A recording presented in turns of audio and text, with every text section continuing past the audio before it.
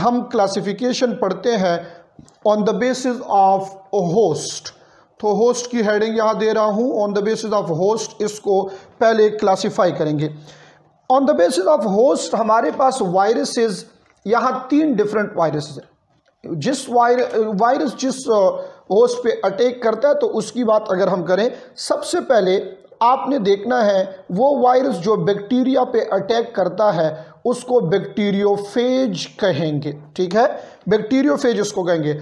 और ये जो बैक्टीरियोफेज है इसका जीनोम ज़्यादातर मोस्टली ये डीएनए वाला वायरस होगा, ठीक है, ज़्यादातर ये क्या है, डीएनए कंटेनिंग वायरस है। और ये ऐसा वायरस है जिसमें आपको हेड और टेल मिलेगा, बट इसके हेड के लिए आप ये याद कर लें कि पॉलीहेड्रल हेड है इसका।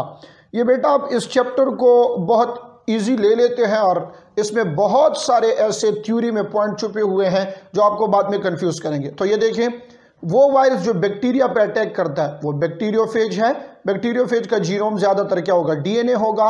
और ये पॉलीहेड्रल, ये इसका हेड रीजन है। क्लियर हो गई ये बात। और इसका एक टेल भी होता है। The second virus on the basis, second class of virus on the basis of host, ये अटैक करता है प्लांट के ऊपर। So this is called, they are called plant viruses. Plant viruses इनको कहा जाता है जो प्लांट पे अटैक करते हैं। अब गौर से देखिए मेरी तरफ, इसमें बेस्ट एग्जांपल आपके पास टीएमवी है। तो अगर आपसे पूछे जाए कि टीएमवी में कौन सा जीनोम है तो ये आरएनए होता है, ठीक है ना। टीएमवी हमारे पास आरएनए कंटेनिंग वायरस है और इसमें रॉड शेप कैप्सिड जो है ज़्यादातर प्लांट वायरस इसमें होता है। पोटैटो येलो ड्वार्फ वायरस, ये इसकी एग्जांपल है। हमारे पास डिफरेंट प्लांट वायरस है ये। नंबर 3, एक वायरस ऐसा है जो एनिमल्स पे अटैक करता है, तो ये एनिमल वायरस है।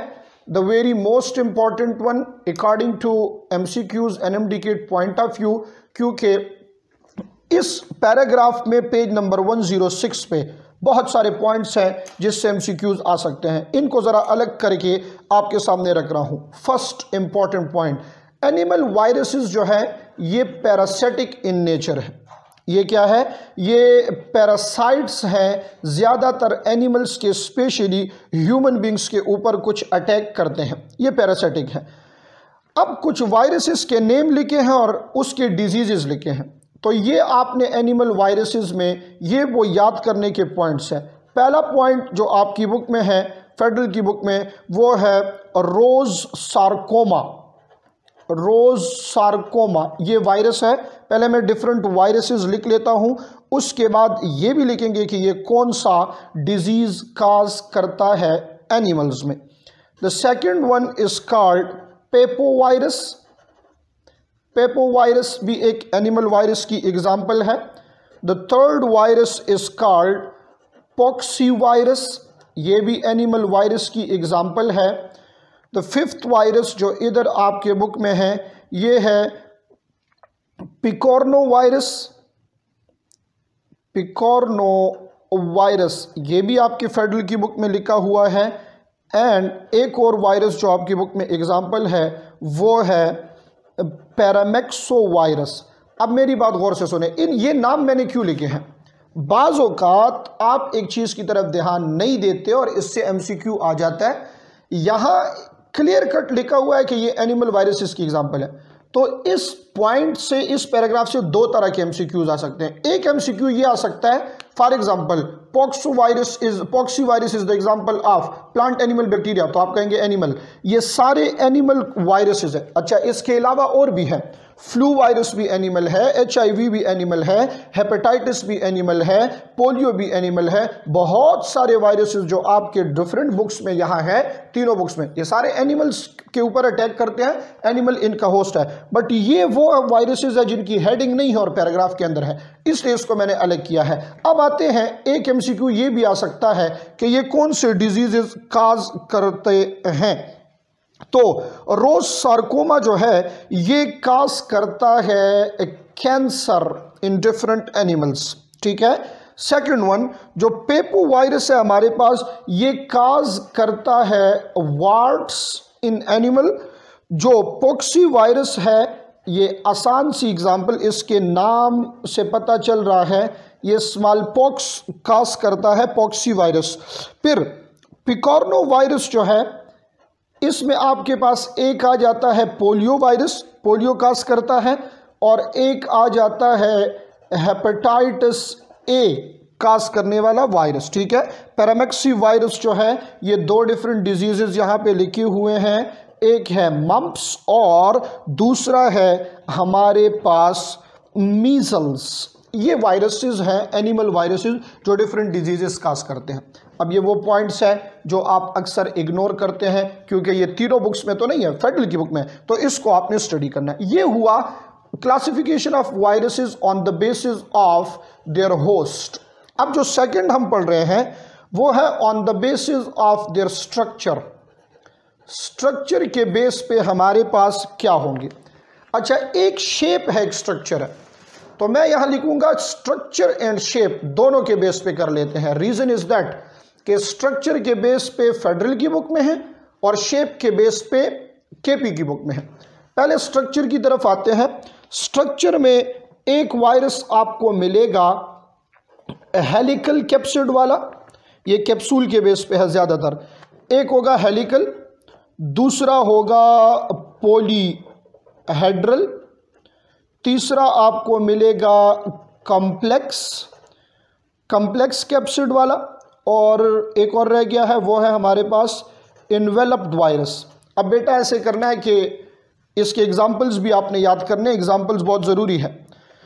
जो इन्वेलप वायरस है, इसकी एग्जाम्पल आपके बुक में इन्फ्लुएंजा होगी, इन्फ्लुएंजा। अच्छा, ये पहले भी अक्सर मैं बताया करता हूँ, बताया होगा मैंने कि influenza is the name of disease, influenza is the name of disease. Flu जो है, फ्लू ये वायरस है, तो इन्फ्लुएंजा वायरस इसको हम अक्सर कहते हैं बिकॉज इट काज इन्फ्लुएंजा।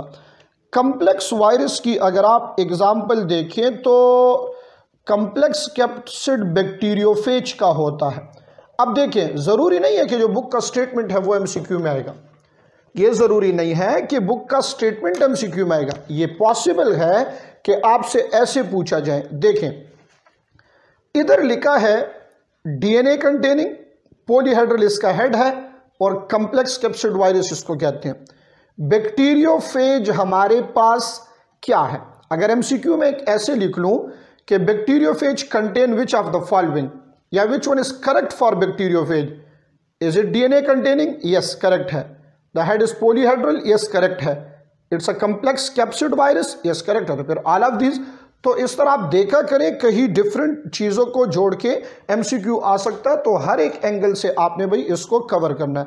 जो हेलिकल वायरस है, हेलिकल वायरस, इसकी example the first ever discovered virus is TMV tobacco mosaic virus, और जो पॉलीहेड्रल कैप्सिड हमारे पास होगा, दिस इज कॉल्ड एडिनोवायरसेस, एडिनोवायरसेस। ठीक है, पॉलीहेड्रल कैप्सिड। अच्छा जी, ये तो डिफरेंट वायरसेस हो गए on the basis of different structure, और ये ज्यादातर कैप्सिड के बेस पे है, हेड के बेस पे है। अब एक काम ये करते हैं, शेप के बेस पे देख लेते हैं, जो केपी की बुक में है। तो शेप के बेस पे आपको मिलेंगे जो वायरसेस हैं, एक होगा रॉड शेप, ज्यादातर प्लांट वायरसेस जो है ये रॉड शेप है। एक आपको मिलेगा स्पेरिकल वायरस, तो ज्यादातर एनिमल वायरसेस जो है ये स्पेरिकल है। एक आपको मिलेगा टेडपोल, तो बैक्टीरियोफेज जो है ये हमारे पास क्या है, ये टेडपोल है। तो दोनों चीजें आ गई हैं, इन दोनों को याद करना है कि शेप के बेस पे भी है और स्ट्रक्चर के बेस पे भी है। एक हम क्लासिफिकेशन और करेंगे which is on the basis of genome. अब जीनोम के बेस पे बेटा हमारे पास वायरसेस के यहाँ तकरीबन 6 डिफरेंट टाइप के वायरसेस हैं। अब बिल्कुल गौर से तवज्जो से आपने देखना है कौन कौन से वायरसेस हो सकते हैं। पहले बात कर लेते हैं डीएनए वाले की। तो सम वायरसेस, बिल्कुल गौर से स्क्रीन की तरफ देखें, डबल स्ट्रैंडेड डीएनए वायरस, अगर इसके कैप्सूल के अंदर, हेड के अंदर डबल स्ट्रैंडेड डीएनए है। इसकी बेस्ट एग्जांपल हमारे पास क्या है? स्मॉल पॉक्स एक ऐसा वायरस है जिसका genomic organization double stranded DNA है। फिर सेकंड आ जाता है सिंगल स्ट्रैंडेड डीएनए, जिसमें डीएनए का एक स्ट्रैंड हो। तो सिंगल स्ट्रैंडेड डीएनए, इसकी बेस्ट एग्जांपल आपके पास होगी मिल्ड रेश वायरस, ठीक है। फिर आ जाते हैं अब हम आरएनए की तरफ। अच्छा, गौर से देखें, यह जरूरी है इसको सीखना। डबल स्ट्रैंडेड डीएनए वाला भी हो गया है, सिंगल स्ट्रैंडेड डीएनए वाला भी हो गया है। अब आरएनए में अगर देखें तो डबल स्ट्रैंडेड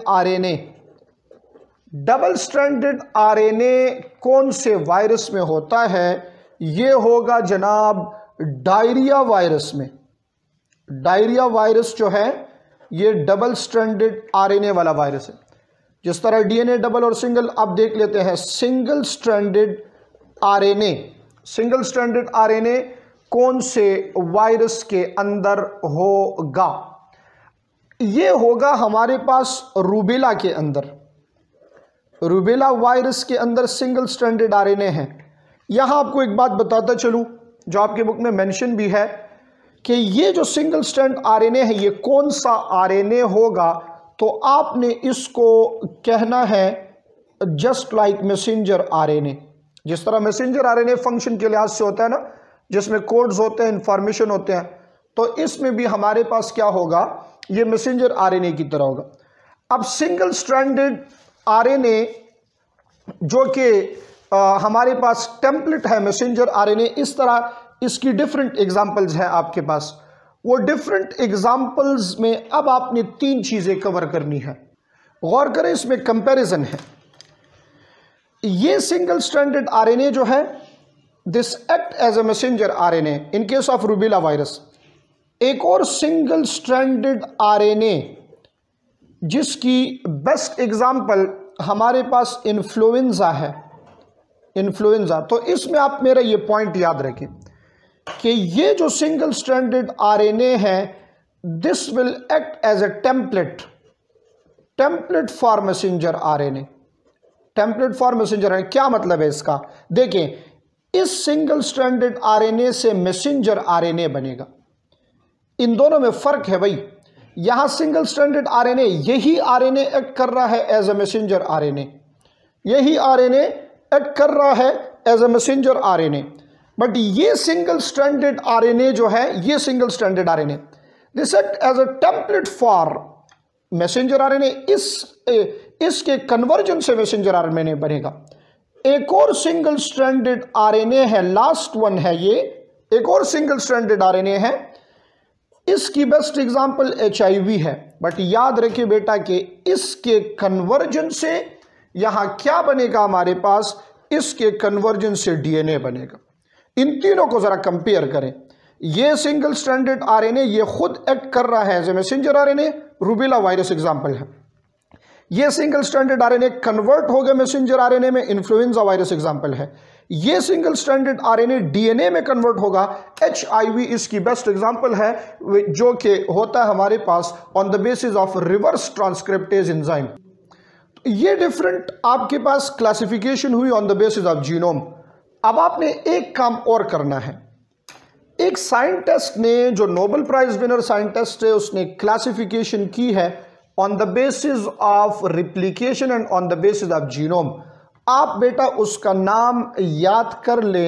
ये भी MCQ में आ जाता है अक्सर कि डेविड बेल्टिमोर ने एक कंसेप्ट दिया था, और ये जो कंसेप्ट है ये असल में वायरस की क्लासिफिकेशन है, और इसने क्लासिफिकेशन की थी on the basis of genome and on the basis of replication. Clear हो गया है कंसेप्ट? तो ये भी आपसे MCQs में पूछा जा सकता है कि the classification done by David Baltimore is on the basis of dash. तो ये replication of virus and genome of virus के बेस पे ये है टाइप ऑफ जीनोम। जिस तरह हमने यहाँ double stranded DNA, single stranded DNA, double stranded RNA, single stranded RNA, फिर 3 तरह के सिंगल स्ट्रैंडेड आरएनए हमने डिस्कस किए। क्लियर हो गया कंसेप्ट?